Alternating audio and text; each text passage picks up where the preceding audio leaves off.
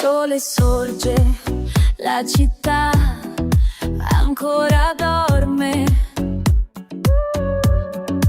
La mia moto aspetta, Pascia blogger mi aspetta fuori dalla porta.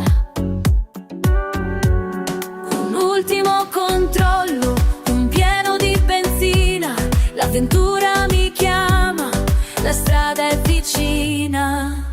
Via, via, sulle due ruote, il vento mi accarezza, la strada mi scuote, libero e selvaggio, senza pensieri, solo l'asfalto che scorre leggero.